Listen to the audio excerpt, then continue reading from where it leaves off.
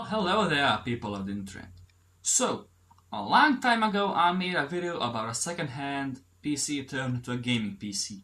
And a lot of people asked me some stuff, and I generally wanted to make an update video. So, here it is.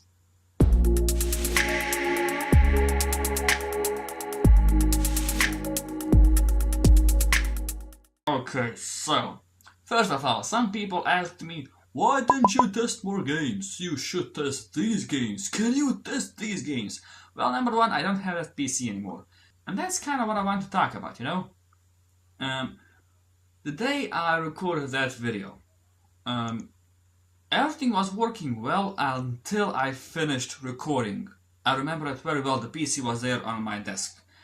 And after I finished recording, I went to put the PC back together to just close it and put it in a corner, turn it on. It just did some random stuff and crap. First it refused to boot. It did not boot at all. Then it did boot, but it didn't post. Then it posted, but a server, when you turn on a server, it has to count all the RAM, and you can see it counting. Then just freeze randomly when counting. So I take out all the RAM, doesn't turn on. I leave one stick of RAM, it freezes again. I tried different DIMMs, different RAM sticks, nothing. So, then afterwards it didn't even turn on at all. I mean, when you turn it on, the fans kind of just tick a bit and that's it.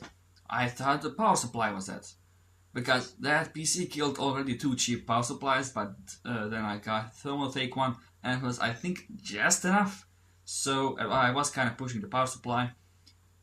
But I didn't know. So it came to my mind, and I explained it in that video, to pull out the motherboard, place it on something, and turn it on like that. And it did work. And after that, I didn't put the motherboard back in the case. I just shut the case in a corner, and the motherboard was on my table for, I think it was 4 months, maybe 3 months, and then I sent the whole thing back. And why did I send that PC back? Well,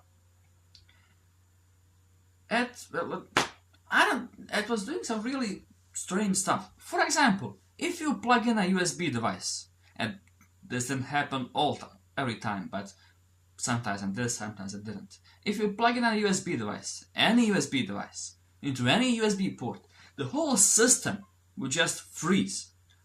It doesn't matter if you're in the BIOS, it doesn't matter if you're booting to Windows, it doesn't matter if you're in the Windows. The whole system would just stop. And then when you unplug the USB device, it will just continue working. I had no idea why. I tried every single USB port on the back. On the motherboard you had two connectors for front panel USB. On those, same reaction. I had no idea why. That was one of the problems. Second problem, it didn't want to shut down. When you click shutdown, the system does shut down. Windows does shut down, but the PC itself, the hardware, doesn't. And kind of bugged me, and I didn't even turn off. When I realized that, I didn't even turn off the PC anymore. Why? Well, when you turn it on, as I said, it starts counting the RAM, but what it does always, it freezes. I mean, it just stops. It's counting the RAM, counting, and stops. Now, sometimes it stops while counting, sometimes it stops when booting to Windows, sometimes it stops when you're at the desktop. And also, you can notice, I did notice a difference in speed when counting the RAM every time I booted the PC. I mean, I don't know why. Sometimes it counts really fast, sometimes it counts so slow. Sometimes it took like a half a minute to count the RAM. Sometimes it took over 2 minutes to count the RAM. So, yeah, it was... When it turns on, it does work. I mean, I don't know if you saw the performance, but it did perform very well. I could edit videos without major hiccups. I could play games really well. The benefit of the PC was it had 32 gigabytes of RAM, so you can turn on a whole bunch of stuff, and it doesn't matter. Another thing I want to mention is heat output. When that PC was in the case, I don't know which fan, it was a Cooler Master fan, I don't know which one, but when you crank it up to 100%, holy hell, that thing was really, it was rather loud, but it pulled so much air. The airflow on that thing was crazy. But I had two Opteron CPUs, and both had a TDP of 115 watts. And GPU inside of it was 220 TDP. So it literally heated up my room in like 20-30 minutes after gaming my room. I mean, my room is rather small, like 3x3, 4x4 meters, something like that. And it's here, if I'm, for example, playing Crysis. After 30 minutes of gaming, my room would be like really warm. I mean, it was winter when that happened, I remember very well. My room would just be warm. That's that, there's that. And speaking of heat, on the motherboard there were, I think there were 6 or 8 fan headers, I'm not sure. I think there were 6 fan headers. And none of them, like literally none of them, could control the fan speed.